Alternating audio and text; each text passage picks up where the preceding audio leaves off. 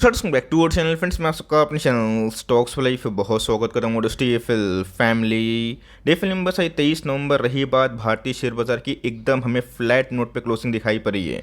All दो gas अच्छी बात इधर पे ये है कि निफ्टी अभी भी 18,000 के आसपास सस्टेन करने की कोशिश कर रहे हैं। तो निफ्टी के रेंज की बात की जाए 18,100 से लेके गैस 18,300 के आसपास हमने बहुत दिन से ट्रेडिंग देखी है। तो गैस कल के दिन डो जोन्स में हरियाली थी, बट उसका इम्पैक्ट निफ्टी में आज हमें बहुत ही पॉजिटिव दिखाई नहीं दिया है। ऑफ कोर्स गैस मार्केट में जो फ्लैट कंडीशन है ये पिछले कुछ समय से हमें देखने को मिल रही है, बट इसी बीच में गैस पोर्टफोलियो के चुनिंदा स्टॉक है जिसमें हमें ब्रेकआउट कंडीशन देखने को मिल रही है। कल की बात की जाए हिंदुस्तान फूड ने और वरुण बेवरेज ने गैस पोर्टफोलियो को बहुत संभाला था, और आज की बात की जाए इकलौता ऐसा स्टॉक है जिसने पोर्टफोलियो को बहुत गिरने नहीं दिया, और उसमें गैस अभी के टाइम में एक बहुत बड़ी अपडेट हमें देखने को मिल रही है। और गैस मैंने इसको लेके आपको 6-8 महीना साल भर से बहुत बार कवरेज दी है। तो यहाँ पे गैस जल्दीबाजी में खरीदना वो भी घातक होगी, और जल्दीबाजी में बेचना वो भी घातक हो सकता है। हमें गैस न्यूज़ समझना है, और न्यूज़ से कंपनी कितना अच्छा लॉन्ग टर्म में अपने बिजनेस को सस्टेन कर सकती है उसका हम लोग पता लगाएंगे।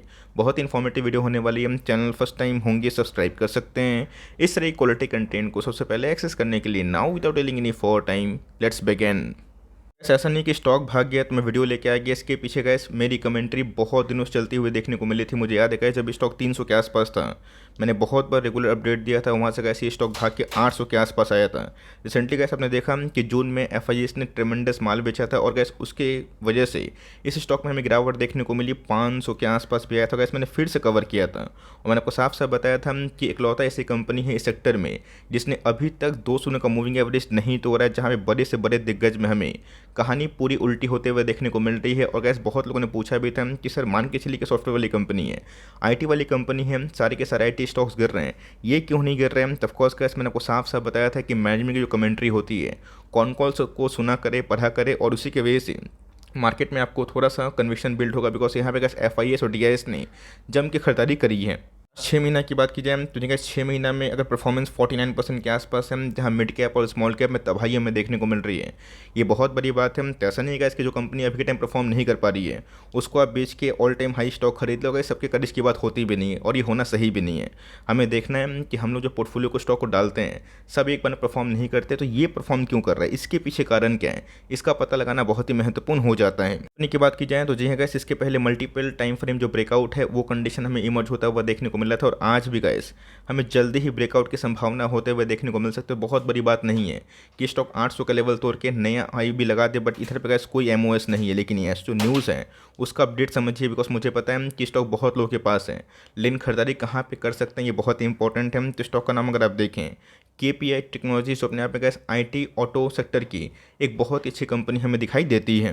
पर गैस कुछ अपडेट्स हैं, उस अपडेट्स को पढ़िएगा। और मैंने क्या बताया, मैंने गैस 2-3 कमेंट ऐसे रिसीव किए थे कि सर ग्लोबली इनके बहुत सारे क्लाइंट्स हमें देखने को मिलते हैं जो अभी के टाइम मंदी में हमें देखने को मिल रहे हैं, उनकी कमेंट्री हमेशा मंदी में है, लेकिन केपीआईटी भाग रहा है और आप उसको कवर कर रहे हैं। मैंने आपको साफ साफ बताया था गैस केपीआईटी ने हाल फिलहाल में सीएसआर के संग मिल के एक हाइड्रोजन फ्यूल बस बनाया था जो बहुत ही हाईली सक्सेसफुल हुआ था। तो आने वाले कल में गैस अगर ये टेक्नोलॉजी इन्हेंस होती है तो इंडिया गैस इस टेक्नोलॉजी का एक बहुत बड़ा इंपोर्टर बन सकता है। तो ऑफकोर्स क्या सिर्फ सॉफ्टवेयर तक कंपनी काम नहीं कर रही है, जो इनोवेशन ग्रीन एनर्जी की बात की जाए, क्लीन एनर्जी की बात की जाए, इस पर कंपनी का एकदम बहुत ही अच्छा पकड़ है।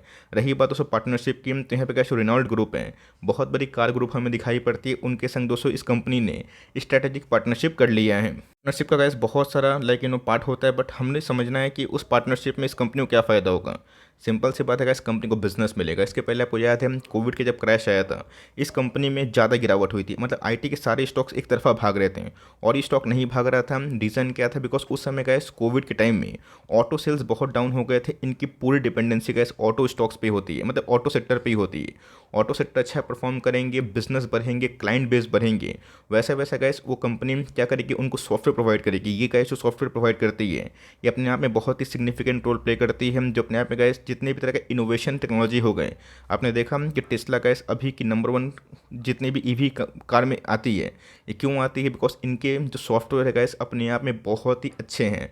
रही बात ड्राइवरलेस कार की या फिर दोस्तों जो वॉइस कार की, वो हमें दिखाई पड़ती है। तो कंपनी की बात की जाए यहाँ पे कैसे स्ट्रैटेजिक इन्वेस्टमेंट और पार्टनरशिप डेवलप होता हुआ देखने को मिल रहा है किस सेक्टर में, एसटीवी प्लेटफॉर्म है। अब पूछेंगे ये क्या होता है। एक ऐसा प्लेटफॉर्म हमें देखने को मिलता है जो कंज्यूमर डिमांड को बहुत ही अट्रैक्ट करता है और एक ऐसा अनलॉक करता है मोनेटाइजेशन लेंथ को लेकर, जो आने वाले कल में व्हीकल ओनरशिप को बहुत ही अच्छा खासा इंटरफेस प्रदान करते हैं, जिसके वजह से सारे के सारे कार मैन्युफैक्चरिंग कंपनी है सॉफ्टवेयर पे बहुत ही निर्भर हो रहे हैं।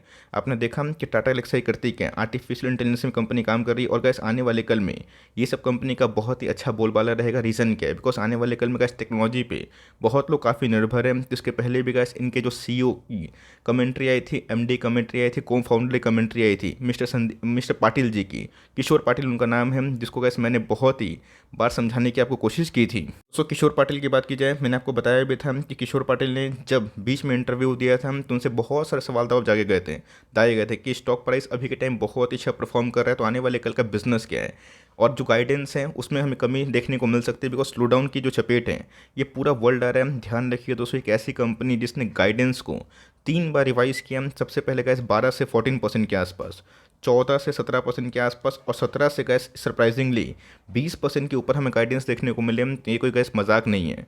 गाइडेंस कंटिन्यूसली बेसिस पे क्यों बढ़ते हुए दिखाई पड़े, बिकॉज कंपनी ने साफ से बताया था कि इनके जो क्लाइंट बेस है ये बहुत ही लिमिटेड हमें दिखाई पड़ते हैं, जिसके वजह से मंदी कराते भी हैं। तो इनके क्लाइंट फिक्स है, इनको बहुत बड़ा झटका नहीं लगेगा, बिकॉज इनके जो ऑर्डर बुक्स हैं वो आने वाले कुछ सालों तक एकदम फिक्स होते हुए देखने को मिल रहे हैं। और यही रीज़न है गाइस कि स्टॉक में उतनी बड़ी गिरावट हमें देखने को नहीं मिली। ऑल दो गाइस नंबर्स भी इस क्वार्टर के Q2 के सुपर हिट थे। उसके बाद गाइडेंस में अगर 3 बार चेंजेस हमें देखने को मिलेंगे, कंपनी CSR के संग हाइड्रोजन फ्यूल में काम करेगी, तो उसका इम्पैक्ट दोस्तों शेयर में पड़ेगा और बहुत जो अच्छे निवेशक है वो शेयर प्राइस को गिरा के वहाँ पे एकुमुलेशन करेंगे, जो गैस हमें पिछले कुछ समय से एकदम विजिबल दिखाई दिया है। ज़रूर दिखाऊंगा, बट गैस इस न्यूज़ से कैरेट अवे मत हो जाइएगा। हम लोग को रणनीति साफ करनी, जिन्होंने गैस पैनिक में निवेश किया उनके पैसे बने, जिन्होंने 1 साल पहले निवेश किया उनके पैसे बने। बहुत लोग बोल रहे थे कि सर 300 का स्टॉक फिर 450 आ गया, हमारे पैसे मल्टीपल टाइम्स हुए थे, टाइम दीजिएगा, फिर से गए 750 के आसपास हो गया। तो इक्विटी मार्केट में अप्स एंड डाउन चलेगा और इसको आप हैबिट डाल लें। रही बात गैस मार्केट कैप की, छोटी कंपनी है, 20,000 करोड़ के आसपास की मार्केट कैप है, लेकिन यस ग्रोथ में गैस कंपनी की अच्छी खासी पकड़ हमें देखने को मिल रही है। वैल्यूएशंस की बात की जाए काफ़ी महंगा स्टॉक है। तो मैं बता दूंगा कि अगर आप वैल्यूएशन पॉइंट ऑफ व्यू में देखें तो आपके जो दिल में काफ़ी तकलीफ होगी, लेकिन यस कंपनी ग्रोथ मेकिंग है, इसलिए गैस कंपनी के अंदर काफ़ी स्टेबिलिटी अभी के टाइम बनी हुई रहती है। रही बात ROC की, ROE की, ये भी गैस क्वाइट इनलाइन दिखाई देती है। के बारे में गैस मैं डिस्कस करना पसंद करता हूँ। एक समय ऐसा था कि 2019 में कंपनी का सेल 641 करोड़ के आसपास था और प्रॉफिटेबिलिटी पर अगर आप ध्यान दें तो बहुत ही कम था। रही बात प्रॉफिट गैस मात्र 55 करोड़ के आसपास था और उसके बाद गैस सेल्स में काफ़ी इंप्रूवमेंट हुआ। ये एक ऐसा फेज था जहाँ कंपनी ने कुछ अच्छा परफॉर्म नहीं किया, बिकॉज मैंने क्या बताया था, ऑटो सेल्स काफ़ी डाउन हो गए थे, बहुत सारे ऑटो व्हीकल्स कंपनी को बहुत नुकसान हुआ था। और इस कंपनी की अच्छी बात इधर पे ये है कि ऑटो में काम करती है, तो बुरी बात भी है, बिकॉज यहाँ पे गैस पूरा डिपेंडेंसी इनकी ऑटो सेक्टर पे होती है, जिसकी वजह से का टॉप लाइन उतने अच्छे नहीं हुए हैं। बट उसके बाद अगर आप देखें कंपनी ने का सुपरबली काफ़ी बाउंस बैक किया। ऑपरेटिंग मार्जिन्स में अगर आप ध्यान दें तो कंपनी के OPM में भी गाइस हमें हर साल बढ़ोतरी देखने को मिल रही है, जो मेरे हिसाब से बहुत ही आउटस्टैंडिंग है।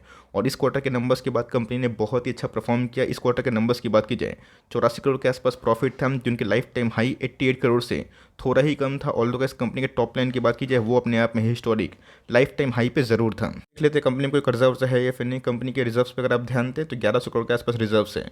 बोरिंग्स उतने बड़े दिखाई नहीं पड़ते हैं, जो कंपनी को बहुत ही मजबूत बनाते हैं। होता है इस बीच में जब स्टॉक प्राइस गिरा था, लुढ़का था, जून के महीना में बहुत लोगों ने अपने स्टेक को काटा था। रही बात दोस्तों FIS ने भी 20%, 17, 15, बट अभी के टाइम में अगर आप देखें FIS ने अपने स्टेक को सरप्राइजिंगली बढ़ाया है।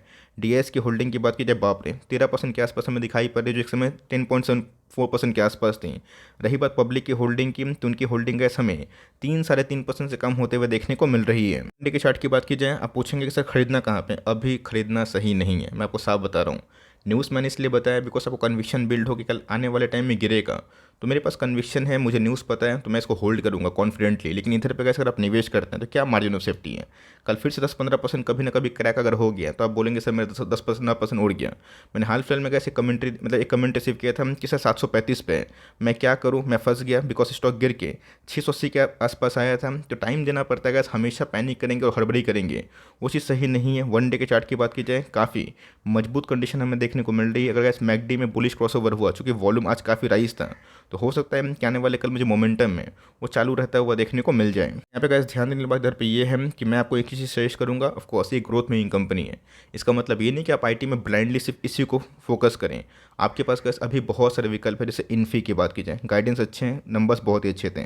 रही बात एलटीआई की, इन सब कंपनी के बाद ही गाइस आप किसी के बारे में सोचिए, चाहे वो एलटीआई, चाहे वो केपीआईटी के बारे में सोचिए या फिर हैप्पीस्ट माइंड के बारे में सोचिए। बट येस, आपके पोर्टफोलियो में बड़े लार्ज कैपेसिटीज पहले होने चाहिए, उसके बाद छोटे, और उसके बाद छोटे हमें देखने को मिल सकते हैं। तो बेचने का तो गाइस कोई सवाल नहीं है, बिकॉज कंपनी गाइडेंस पिछले कुछ समय से बढ़े हैं, और जो ये जो न्यूज़ आई है इनके लिए फेवरेबल में है। तो ऑफकोर्स मार्केट में कभी अगर थोड़ी सी प्रॉफिट बुकिंग होती है, फिर से अगर आपको पहला जो बाइंग है 650 से लेकर 680 के आसपास, यही लेवल का फर्स्ट इंस्टॉलमेंट के लिए, थोड़ा सा इंस्टॉलमेंट के लिए सही है। बिकॉज बीच में स्टॉक गिर के 500 के आसपास आया था। तो हो सकता है कि आने वाले कल में अगर मार्केट में अगर मंदी कंटिन्यू रही, वॉल्यूम लॉस हुआ, तो ऑफकोर्स ये संभावना है गिर सकता है। तो आपके पास पैसे होने चाहिए। तो अगर आप चाहें तो उस लेवल्स का वेट कर सकते हैं, और ये स्टॉक निकलता है तो let it go, fear of missing out, FOMO जिसको हम बोलते हैं, उस पर नहीं आना। चूँकि न्यूज़ अच्छी थी, अपडेटेड रहना बहुत इंपॉर्टेंट है, इसलिए मैंने बहुत ट्रांसपेरेंट होकर बताया। और इसके पहले मैंने आपको साफ से बताया था, गाइडेंस को पढ़ना सीखें, और जो मैनेजमेंट बोल रहे हैं उसको आप पढ़ना सीखें। एक बार कैसे आपको ये चीज़ समझ में आ जाएगा, तो आपको स्टॉक प्राइस फॉल से या फिर तेज़ी से बिल्कुल भी कंफ्यूज आप जो होते हैं वो नहीं होगा। आई होप मेरा एफर्ट आपके लिए हेल्पफुल है, कंटेंट से लगा तो प्लीज़ लाइक करिए। आपका लाइक नहीं मिलता तो मज़ा नहीं आता है। और चैनल फर्स्ट टाइम होंगे, सब्सक्राइब करके बेल आइकन को प्रेस करना भी ना भूलिएगा। तो गाइस मिलते हैं जल्दी ही, तब तक के लिए bye. Thanks for listening friends, God bless you all.